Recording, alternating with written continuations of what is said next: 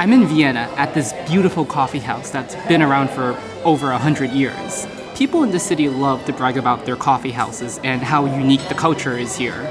I mean, this place alone, Café Central, has been a place where some of the most influential people in history have come to debate art and politics. People like Sigmund Freud, Joseph Stalin, and Hitler. Yeah, that one. Dass ich mich in diesen Jahren für dich eingesetzt habe, dann tritt für mich ein, so wie ich für dich eingetreten bin. By the way, it's not just this cafe.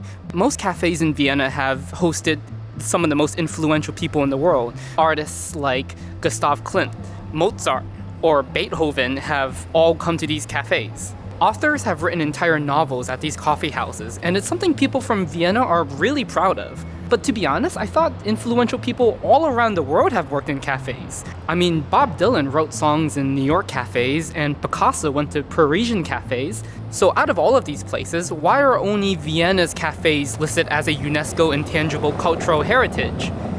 For perspective, by the way, this is a list from the UN that's reserved for entire cuisines, like Mexican and French food. A lot of cities have a cafe culture, but only Vienna is on this list. So I want to see why and figure out if Vienna's coffee culture is really that unique at all.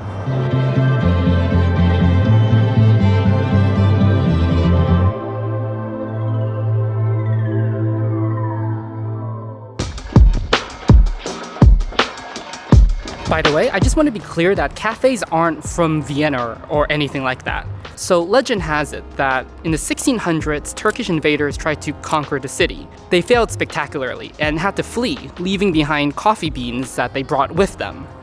And not too long after, coffee houses started popping up all around Vienna. Now, the accuracy of this legend is pretty disputed, but it makes for a good story. And it's a large source of pride for Austrians and is deeply tied with the history of coffee culture here.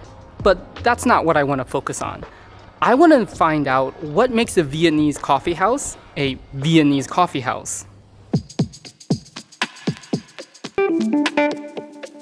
According to locals here, there's 4 main aspects that define a Viennese cafe. The first one is time. People here will be quick to tell you this one quote. Viennese coffee houses are places where time and space are consumed, but only the coffee is found on the bill. The idea is that you stay at these places for as long as you want, even if you only order one coffee. They're designed for lingering, to kill time in, or do some work at. Which to me at least sounds like any other cafe in Europe. So is the vibe really that different? Well, I went to a few of these cafes and tried to stay as long as my messed up attention span allowed me to. And yeah, the vibe was pretty casual. People were staying there for long periods of time. But the vibe wasn't really that unique until people got up and grabbed newspapers. Newspapers are another big aspect to these coffee houses. They're supposedly updated every day, and they encourage customers to really stay as long as they can and relax. One thing I gotta give to Vienna is that the gardens here are really beautiful, and also they weirdly remind me of France. I don't know if there's any reason behind that. But anyways, the third component is coffee. Viennese coffee is pretty distinct. It's all different kinds of espresso topped with steamed milk or whipped cream. And most coffee houses serve them on a metal tray to give it an elegant, old-fashioned feel.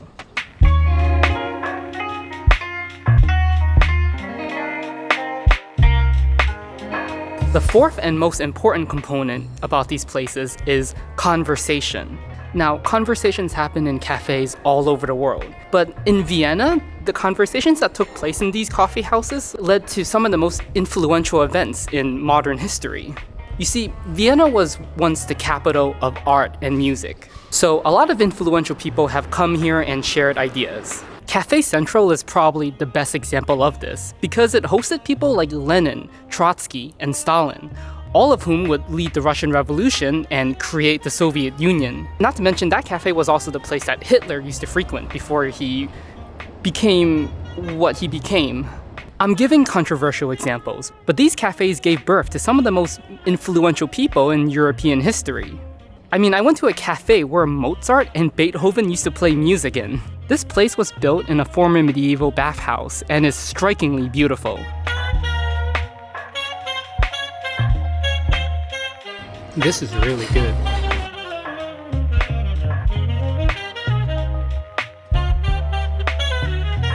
A lot of revolutionary thinkers came to these cafes to share ideas. Some of them would go on to do amazing things, while others went on to do terrible things. But it's kind of amazing to sit in a space where some of the most important people in the world used to hang out in before they became characters of history. But to be blunt, not all the history in these places are good. Like, women weren't allowed in coffee houses until the 1850s, and there's a version of history where Armenians were the ones who opened up the first coffee houses. A history that's been largely overwritten by the Austrians defeating the Turks story.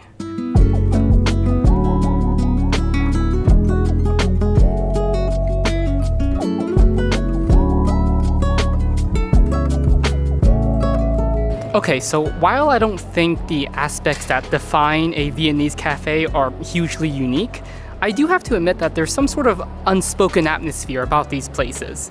When you go to these cafes, you can literally breathe history and feel like you're in a timeless painting where centuries coincide with each other. But the modern day is changing fast, and rents are getting expensive. The idea of letting customers loiter around all day with just one order isn't really the best business model anymore. And also, to be honest, a lot of the waiters in these cafes are always kind of grumpy and not the friendliest people. A lot of these cafes have been adverse to changes, like having Wi-Fi or charging ports. Entertainment in these cafes is largely based off of newspapers. And let's be real, young people don't read newspapers.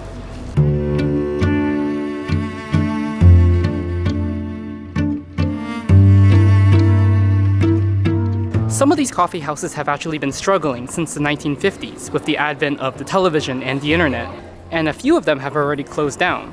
Tourism has kept some of these places alive, but that in itself is kind of its own problem, because it'll just turn these places into tourist traps. You can kind of already see it happening in some cafes. Most of the local customers are older, and many of the younger customers are tourists. I mean, if you're from Austria or Vienna, I'd love to hear your thoughts from the comments, because I don't know how local people really feel about their coffee houses these days. But regardless of how they exist today, they're still important. These places brought a lot of people who were nobodies together, turning them into some of the most influential and important people in European history. People who changed classical music, founded the Soviet Union, and Nazism all came from here. And without these cafes, the world might have been a very different place. Better or worse, we'll never know. But the world is the way it is, partially thanks to these cafes.